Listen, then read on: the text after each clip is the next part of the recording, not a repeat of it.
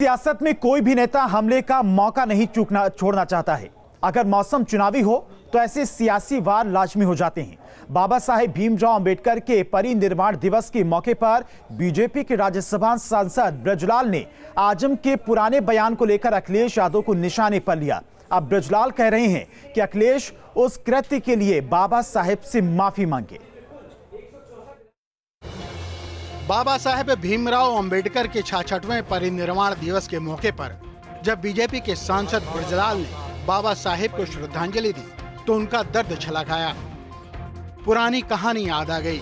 ब्रजलाल ने एसपी पर निशाना साधते हुए कहा कि आजम खान के बाबा साहेब को लैंड माफिया कहने पर भावुक हो जाता हूं। उन्हें बाबा साहेब से माफी मांगनी चाहिए।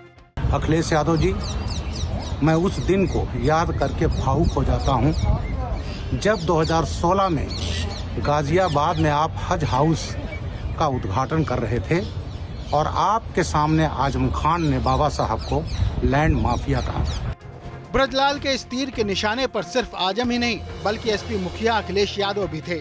ब्रजलाल ने गाजियाबाद हज हाउस के उद्घाटन के उस दिन को याद करते हुए कहा कि जब आजम खान बाबा साहेब को लैंड माफिया कह रहे थे, अखिलेश मंच से तालियां बजा रहे थे। अखिलेश यादव, आप तालियां बजा रहे थे। आप जितनी गाली दोगे उतने ही बाबा साहब का पूरी दुनिया में सम्मान बढ़ेगा। अगर जरा भी शर्म हो तो आज इस परिनिर्वाण दिवस पर बाबा साहब के चरणों में जाकर के माफी मांग लो। शायद वो जो आपने पाप किया था वो पाप कुछ कम हो जाएगा।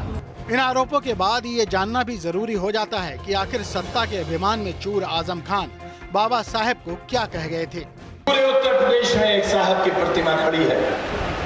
इस तरह उंगली का इशारा है कि ये जमीन तो मेरी है, वो सामने वाला जो खाली प्लाट है वो भी मेरा है, मैं वहां भी आने वाला। एसपी के नेताओं के इस रवैये को बीजेपी उनकी पार्टी की सोच से जोड़कर देख रही है, क्योंकि अखिलेश की सरकार में लैंड माफियाओं का ही बोलबाला था।